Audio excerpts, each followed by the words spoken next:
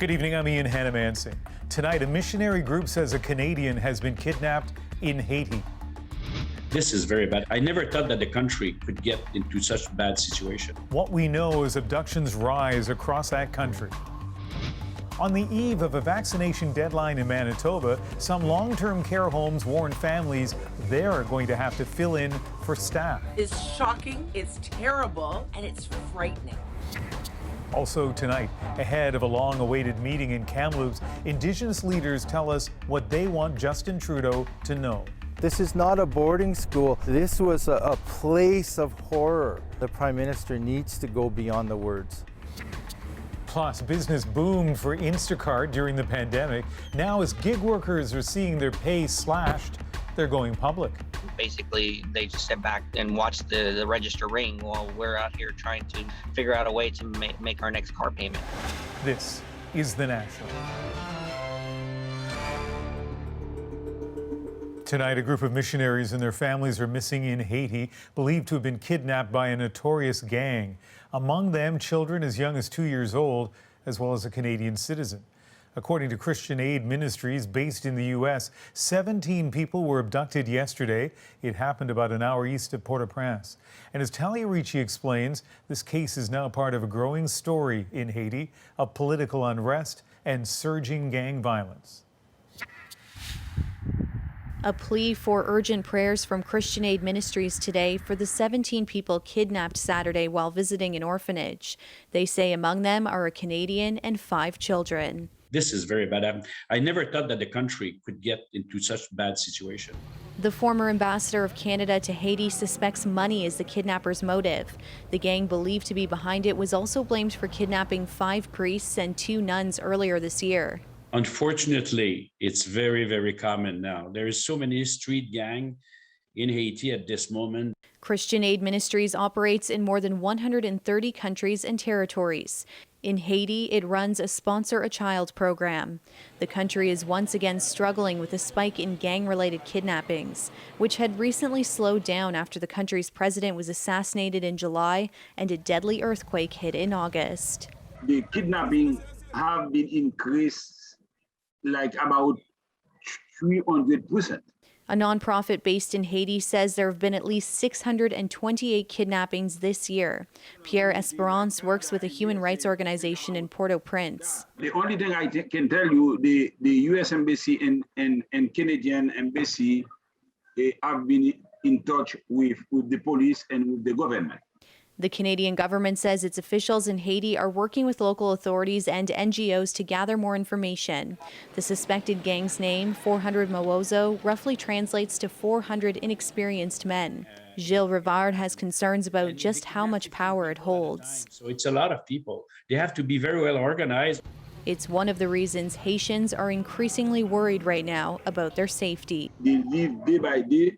Anything can happen. Tomorrow, Haitians are expected to take to the streets, protesting the country's lack of security. Talia Ricci, CBC News, Toronto. The Prime Minister is in Kamloops tonight, where he'll be meeting with leaders and residential school survivors tomorrow. As Renee Filipponi explains, it's a meeting focused on reconciliation that many hope will right a more recent wrong. It was an event to honor the first official National Day of Truth and Reconciliation in a community dealing with grief and sorrow after more than 200 unmarked graves were found on the grounds of the Kamloops Indian Residential School. It's time that we all embrace our real collective history, recognizing the painful past. Prime Minister Justin Trudeau was invited to attend, but instead went on vacation. Traveling on September 30th was a mistake, and I regret it. He's had an invitation from the beginning to come and address it. Paul Michel is a member of the Schwepnik Nation. He says people in his community are upset with Trudeau and expect real action to address the trauma of residential schools. This is not a boarding school. This was a place of horror, really a place of horror for residential school children. When you look at its horrific past for Canada, and the Prime Minister needs to go beyond the words tomorrow. That includes more funds to continue the search for graves and identify the remains. We have only looked at a little over 2 acres and it was 160 acres originally. So we still have a lot of work. So we need funding to be able to do more ground penetrating radar. But some leaders are skeptical that the Prime Minister will offer anything substantial. I think it's going to be kind of hollow words if he offers any kind of reconciliation or tears or anything. How true and meaningful is it going to be after, saying there's nobody more important than Indigenous people and then, totally ignoring Truth and Reconciliation Day. And Renee, what details do we know about tomorrow's visit? Well, Ian, we know the Prime Minister traveled to Kamloops today, and the event will take place here tomorrow at the Powwow Arbor, not far from the residential school or the burial site. It will start with statements from the Prime Minister and the Kamloops to Secwépemc chief, Roseanne Casimir. There will also be Indigenous leaders from the region here, including the new chief of the Assembly of First Nations. Trudeau will hear directly from residential school survivors and survivors of intergenerational trauma who will share their stories. And there are high expectations from the community for this visit, who want it to be more than just a media event. Ian? Thanks, Renee.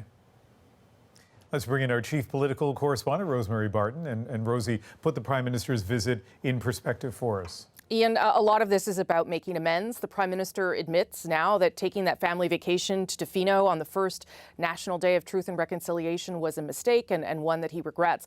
The problem was not just that he took that vacation on a day intended to be about reflection. It was that he basically flew over the First Nation instead of stopping to be part of any ceremony there. So it meant that that day became, at least in part, about Justin Trudeau's error in judgment. So quite simply, tomorrow has to be an exercise in rebuilding trust with this community and with other Indigenous people. And what should we be expecting from the government tomorrow?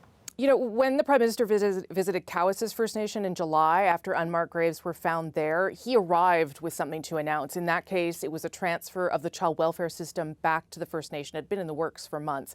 Tomorrow may be something more about recognizing what happened in Kamloops to Secwépemc First Nation. Remember, it was this discovery that led the federal government to lower flags to half-mast right across the country on Parliament Hill, and they remain at half-mast even now. So this visit is about meeting with the chief, the elders, the survivors, and trying to really demonstrate the government's commitment to reconciliation, something this government has always said is a top priority. Thanks, Rosemary. Thanks, Ian. Vaccine mandates kick in Monday for all provincial and municipal workers in Manitoba, and that is leading to uncertainty about who will show up for work. And as Sam Sampson shows us, some people with family members in long-term care have been told to brace themselves. David Thiessen's family is preparing to become his caregivers on very short notice. I question where the advanced planning has been properly done. Bill Thiessen's 88-year-old father lives in Tabor Home in Morden, Manitoba, one of two personal care homes in the Southern Health region that sent families letters like this.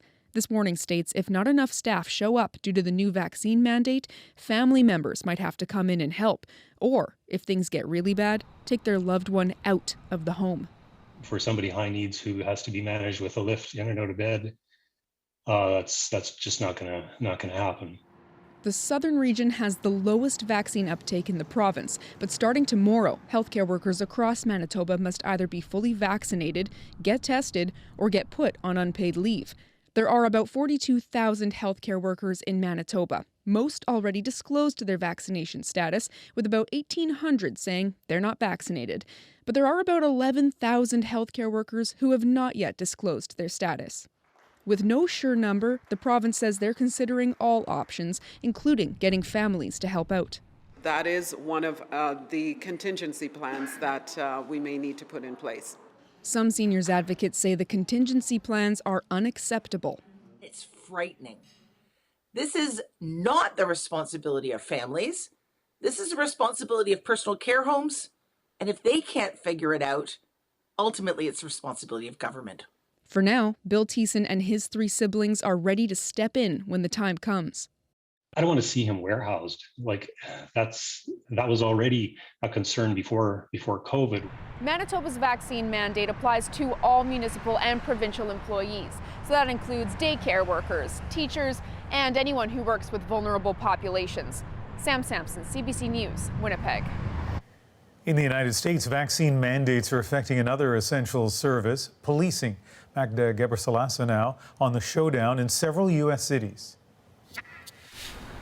A fight between Chicago's police force and the mayor is about to come to a head.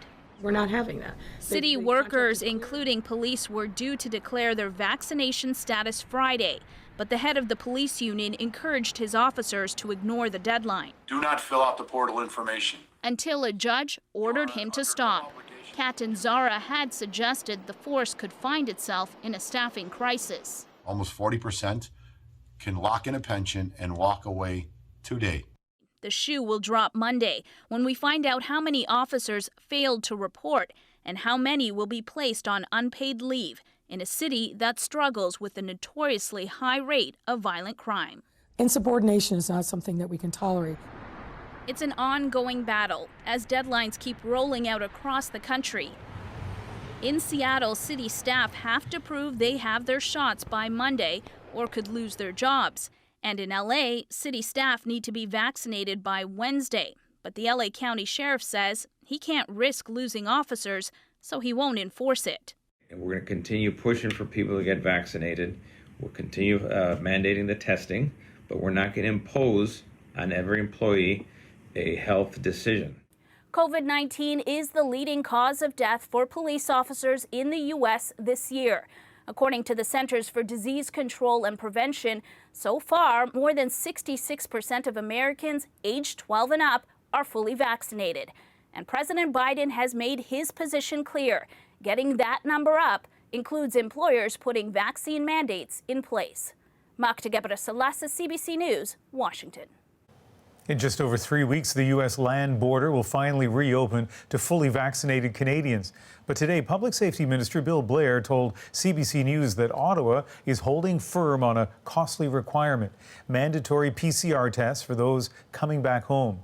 Rafi Boudjikanian has the reaction from both sides of the border. I'm really happy they made this decision. The reopening can't happen fast enough for grocery store owner Ali Hayton in Point Roberts, Washington. To get there, Americans have to drive through Canada. Before the pandemic, most of her customers were Canadian. When they announced the closure extension in June, I just kind of threw up my hands at that point. Hayton is relieved the border is open, but she's worried Canadian shoppers will stay away since they still have to provide negative PCR tests to re-enter Canada. 90% of Point Roberts residents are vaccinated. Canada, British Columbia especially, those people their vaccination numbers are high. So I think adding that, $200 test every time somebody wants to come down and buy gas or pick up a package or grab a gallon of milk is really prohibitive. Some American politicians have the same concern. I think if you're vaccinated and have a rapid negative test, I think we're trying to make perfect the enemy of the good, and it just doesn't work for our economies. But today on Rosemary Barton Live, the public safety minister said it's here to stay for now. It's been a very effective protection for Canadians. Our provincial partners, they're also very concerned about ensuring that people coming across those international borders can do so safely. This doctor says keeping PCR tests in place makes medical sense at the moment. Our data is evolving all the time, and there is still a bit of a moving target in terms of understanding the likelihood of carrying virus after vaccination and being able to spread it. I think that you could probably make a numbers argument once we have, slightly firmer data on the reduction of transmission. When the land border reopens on November 8th, Americans won't need to provide negative PCR tests when returning home by land, but air passengers will, meaning a complete return to normalcy remains limited there too. Rafi Boudjikanian, CBC News, Ottawa. It's been another weekend of wild parties near Canadian campuses. Police in Kingston, Ontario say an officer suffered minor injuries following an unofficial homecoming event last night. Police say as many as 8,000 students flooded a street near Queen's University, breaking legal limits for COVID gatherings. At one point, police say projectiles were thrown at their officers. The university said the partiers were reckless and called the behavior inexcusable.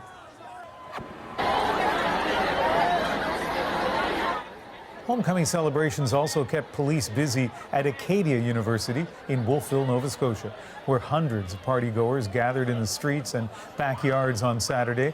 The RCMP says several tickets were given to people for carrying open liquor and violating that province's Health Protection Act, which limits informal social gatherings without masks and distancing to 50 people.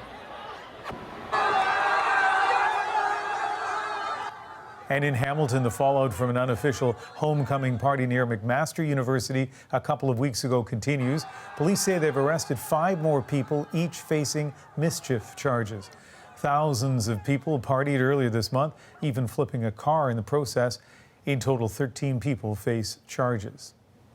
A missing county councillor in Alberta has been found, and his wife now charged with murder. 72-year-old Alfred Bellier was reported missing 9 days ago in Suffield, that's just northwest of Medicine Hat.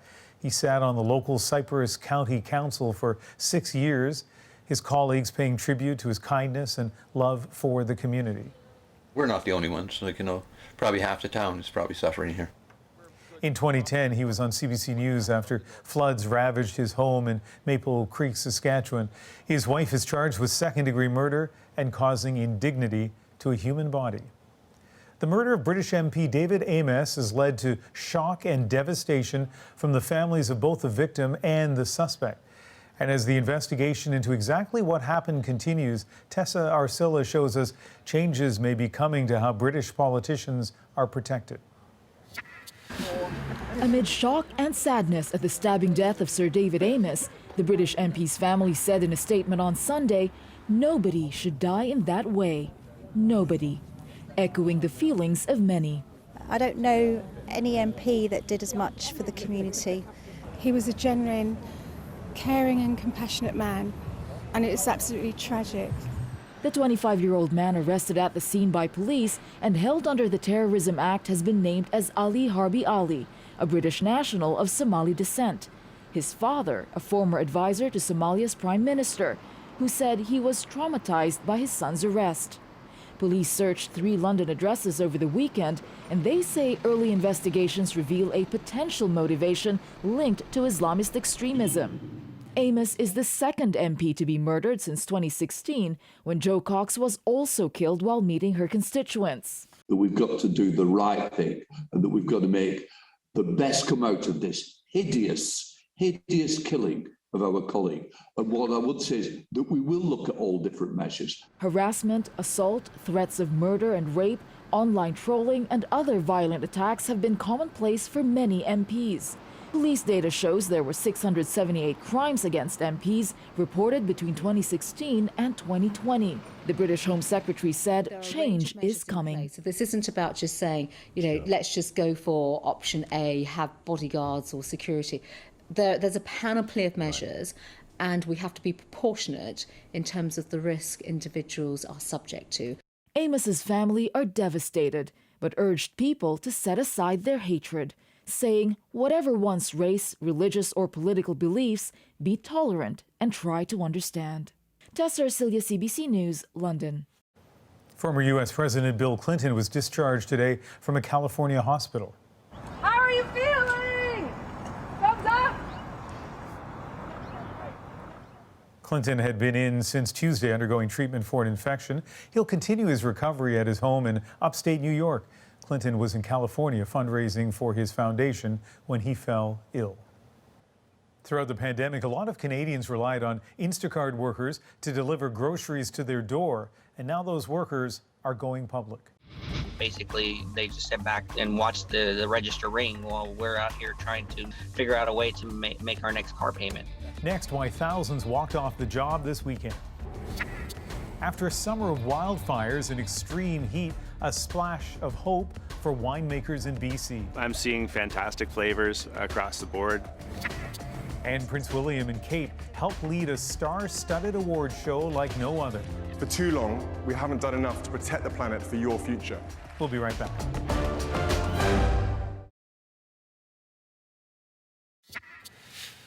Welcome back. Instacart saw a booming business during the pandemic as lots of people started ordering groceries online. But now the people picking up those products say they make less money per run than they used to. The California-based company doesn't employ its shoppers. They're considered independent contractors who collect and deliver orders placed using an app. This weekend in Canada and the United States, 14,000 of them walked off the job, angry over what they say are changes to the company's pay structure that's left some working for less than minimum wage. Diane Buckner investigates. Daniel Foyer has worked as an Instacart shopper since May of 2020. He was making good money, $40 to $50 an hour, including tips. But now he says his income has fallen off a cliff. I put together a spreadsheet that keeps track of all my earnings. So the red line represents minimum wage. The income has been below minimum wage from Instacart and has been trending downward since June. Minimum wage doesn't actually apply to Instacart shoppers. It's similar to Uber. Both companies consider their workers independent contractors, not employees. I made less money. This shopper in Western Canada was also making far more than minimum wage before his earnings collapsed. He supports his wife and 3 children with his Instacart earnings, so he asked CBC News to conceal his identity. He's afraid he'll lose his job by speaking out. He had been making over $1,000 a week. Now the fees offered are so low, he says many aren't even worth taking. That evens out to maybe $5-6 an hour, considering that you still have to pay for the expenses for your vehicle. In a statement to CBC News, Instacart says shopper earnings in Canada increased at the onset of the COVID-19 pandemic and have stayed higher than pre-pandemic levels. As for why some Canadian shoppers are seeing a decrease, the company says earnings can fluctuate due to a variety of factors. Basically, they just sit back and watch the register ring while we're out here trying to figure out a way to make our next car payment. The Canadian shoppers say they're relying more and more on customer tips to get by. There's a lot of good things from the customer's perspective, but from the shopper's perspective, they are lousy communicators when it comes to things that seriously impact us. They'd rather speak out than quit and hope to see changes soon. Diane Buckner, CBC News, Whitby, Ontario. If you have a story to share or a tip you'd like Go Public to look into, you can email them directly, gopublic@cbc.ca. In British Columbia's Okanagan region, winemakers have been busy harvesting grapes. Despite a summer filled with record heat and forest fires, there is some good news. Brady Strachan explains. That's a massive cluster, my God. The grapes at this vineyard in Oliver are in the final stage of ripening. These giant clusters hanging from the lush grapevines will soon be crushed and made into red wine. It's an exciting time for winemaker Barclay Robinson. I'm seeing fantastic flavors across the board in our whites and our rosés and then our reds that are coming in right now. The hot and dry summers in the South Okanagan make it an ideal place to grow wine grapes. But this season has been a challenging one for farmers. Out-of-control wildfires filled the valley with smoke, and an intense heat wave saw temperatures reach into the high 40s. These extreme temperatures led to poorer fruit-setting grape plants and reduced yields, anywhere from 15 to 30%, depending on the variety. However, winemakers say the exceptionally hot and dry summer also helped to concentrate the flavors within the berries. That concentration of flavor is going to give fantastic wines for 2021.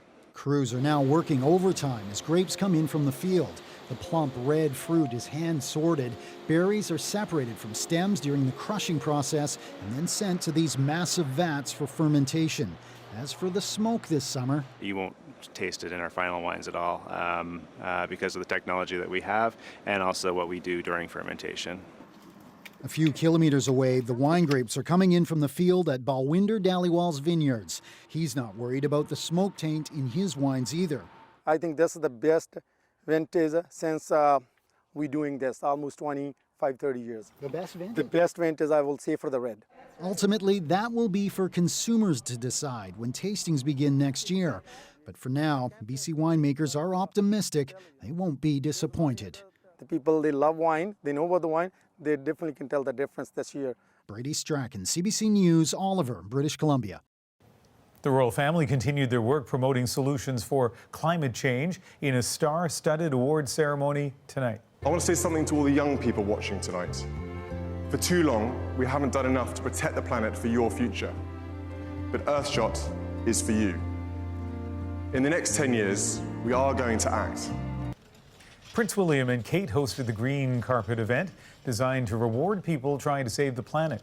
Earthshot hands out £1 million, more than 1.7 million Canadian dollars, to people and organizations doing innovative work.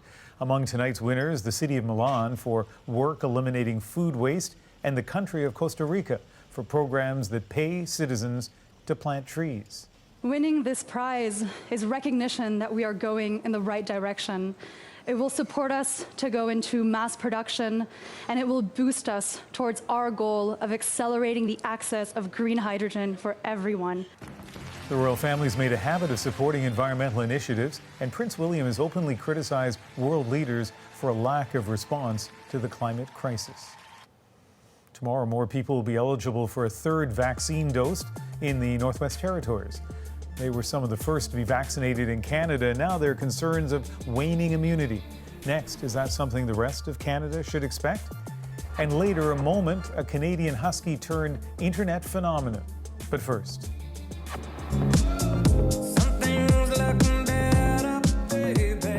Elton John's probably feeling rather animated in the real world. Cold Heart, his collaboration with Dua Lipa, has pushed him to the top of the UK charts for the first time in 16 years.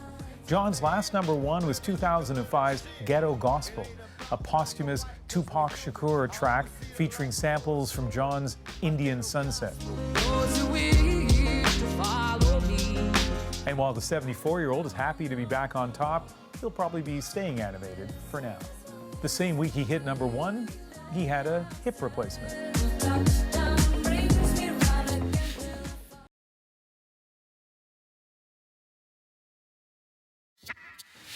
Welcome back. COVID case counts are beginning to abate in the Northwest Territories, where a brutal wave has been taking its toll. This week, the territorial government took an unprecedented step, significantly expanding access to booster shots, a third shot.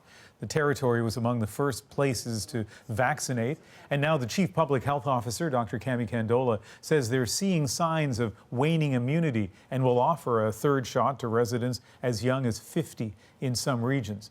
So the fourth wave is, as I say, starting to ease, but let's see what may be next for the Northwest Territories. Dr. Candola joins us now. First of all, of the new cases you're seeing, how many of those people are fully vaccinated? Roughly a third of our cases of COVID are fully vaccinated, and a third of our hospitalizations are fully vaccinated.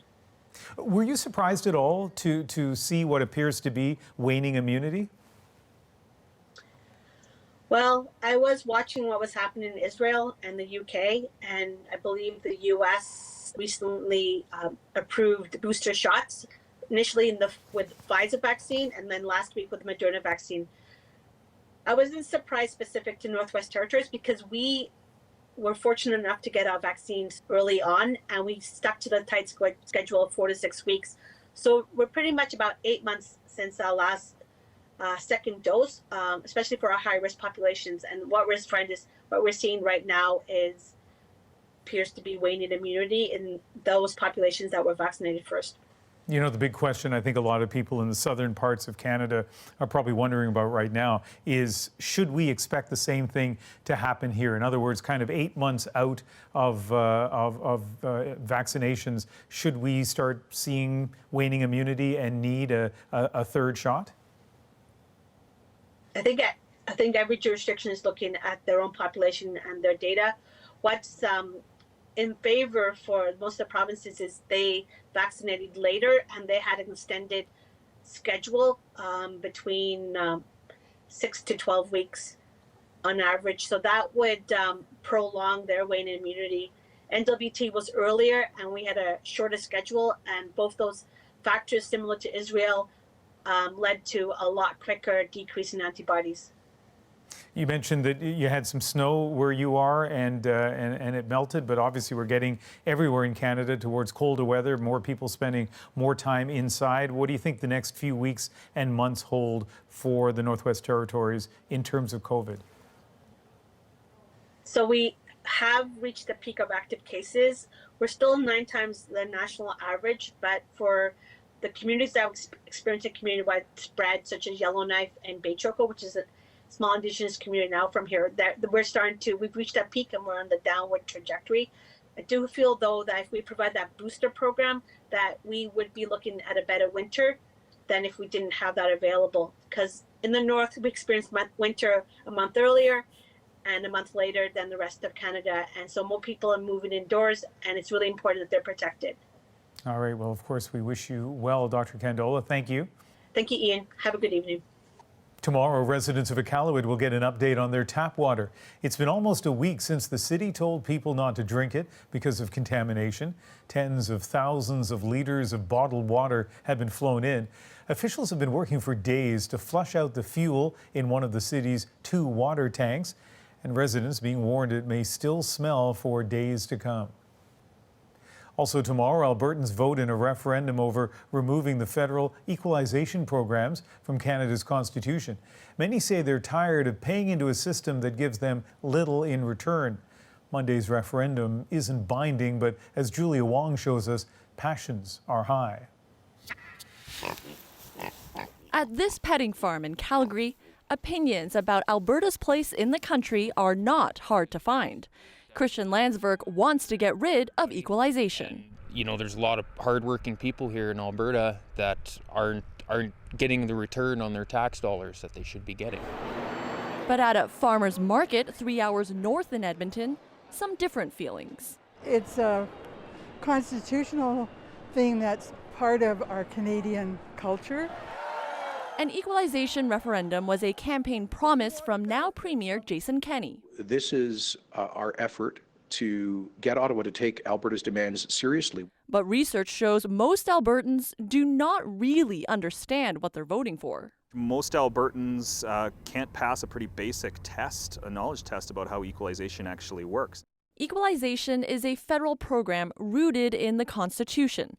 It aims to help all provinces provide things like healthcare and education to all Canadians at about the same level.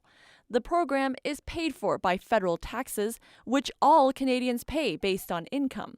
Wealthier provinces like Alberta contribute more in tax revenue and don't get as much back as provinces that are less well off. Some in this province see that as mistreatment from Ottawa.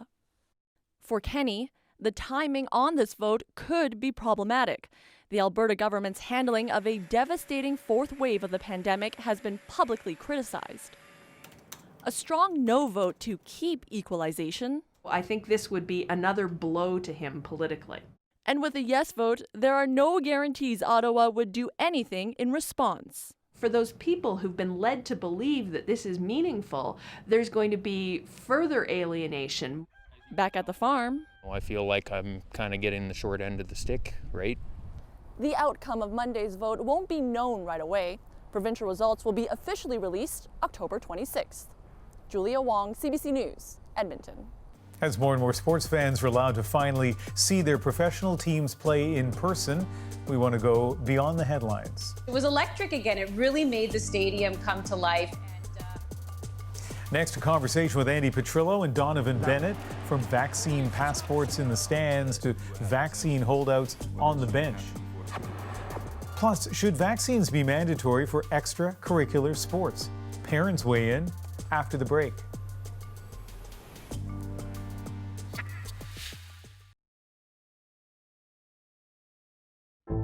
I'm Allie Janes, and tomorrow on CBC's daily news podcast Front Burner, cryptocurrency traders are relying on a coin with ties to a Mighty Duck star and the co-creator of Inspector Gadget. But could Tether threaten the whole financial system? Subscribe wherever you get your podcasts.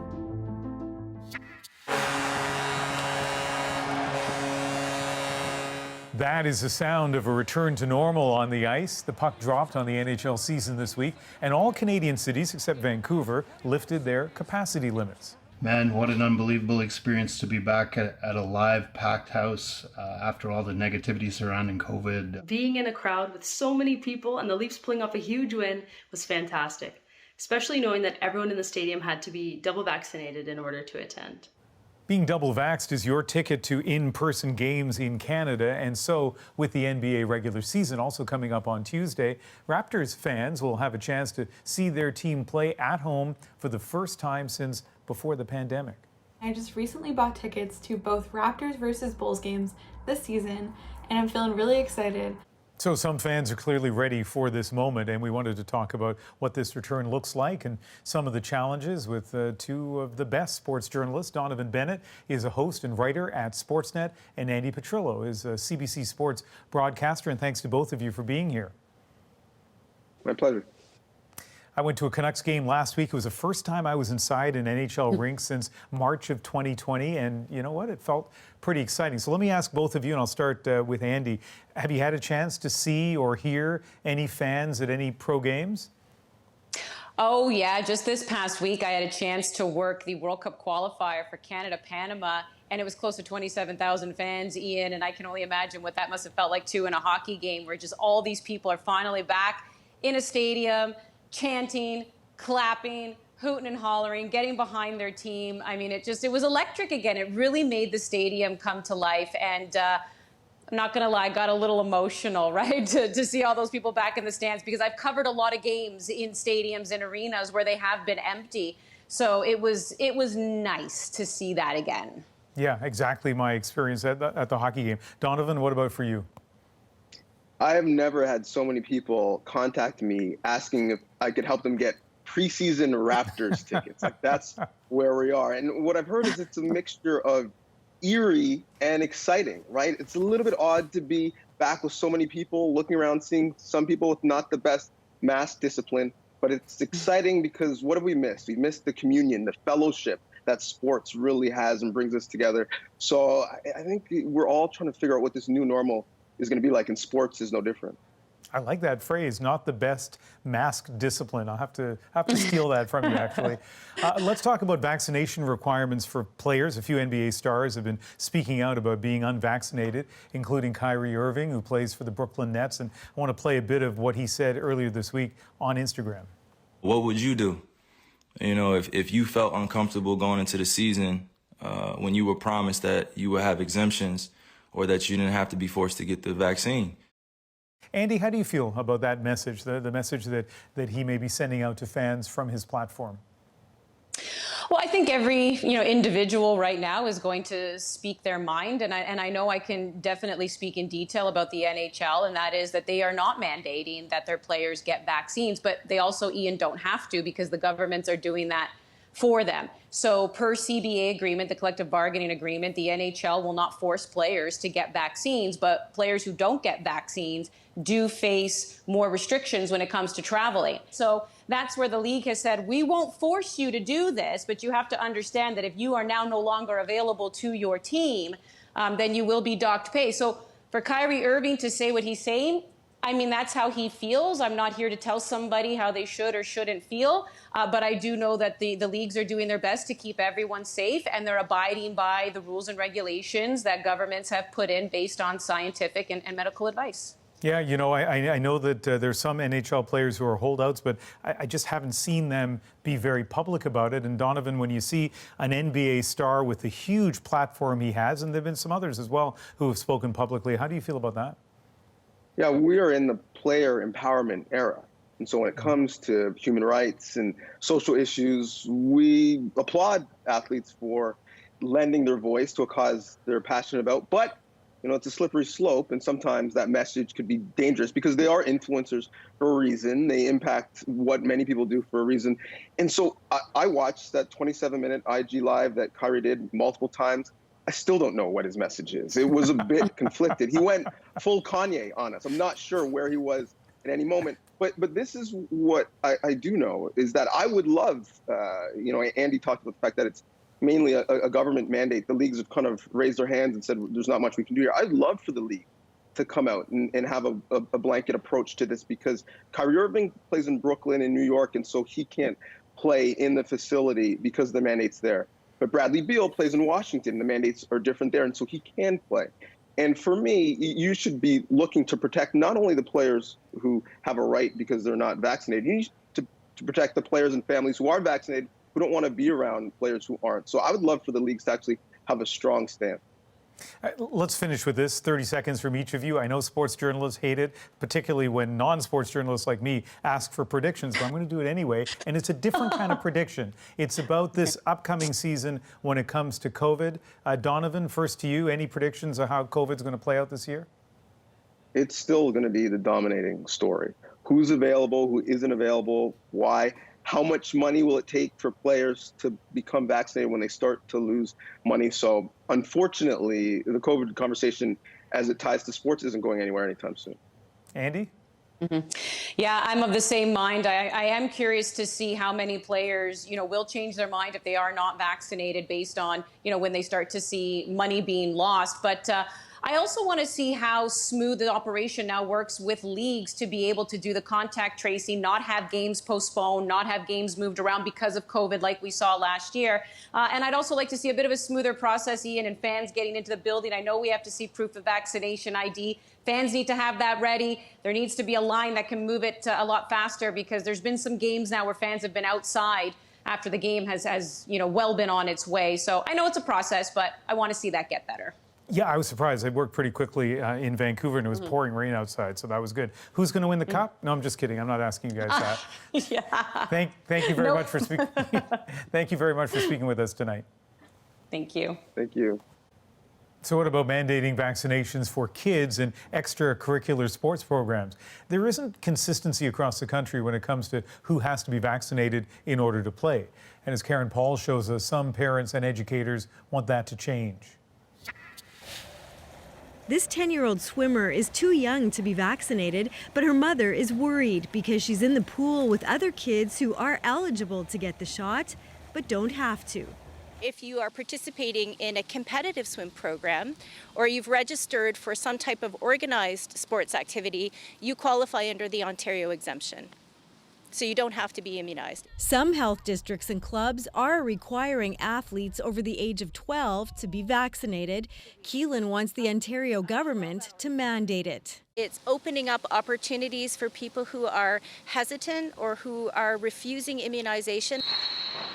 In Winnipeg, this dad says he'd feel better knowing everyone on his son's team is vaccinated. It's the right thing to do to keep everybody safe, so. His school division is looking at a policy requiring vaccination for students aged 12 and up and participating in extracurricular activities. In rare exceptions, they can provide a negative COVID test. We know kids are going to be in close contact for an extended period of time. They're not going to be wearing masks. Vaccines should be one of the ways we mitigate risk. But some worry vaccine mandates punish kids who need the physical and mental health benefits of organized sport. Consider what opportunities you have to allow all youth under 18 to use your facilities whenever possible, with other COVID precautions in place. While vaccination is the best option, experts say testing is another one. Well, I would say that science is never black and white, and so that's why it's so important to be nuanced during this health crisis. As for Keelan, she thinks public safety should come first. If you choose to reject that medical advice, you can't download the risk onto the rest of the community. Pfizer has submitted vaccine trial data for kids 5 to 11 to Health Canada. And with approval on the horizon, this debate is only expected to heat up. Karen Pauls, CBC News, Winnipeg. When we come back, a dog in BC whose permanently shocked expression has won over the internet. Looking like she'd, seen a ghost, had too much coffee, something. The photobomb moment that made Sadie the husky a viral star.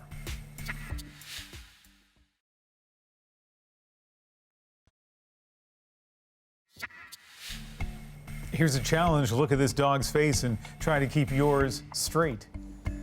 Sadie is a Siberian husky from Kamloops, BC, who has a face that people love to love.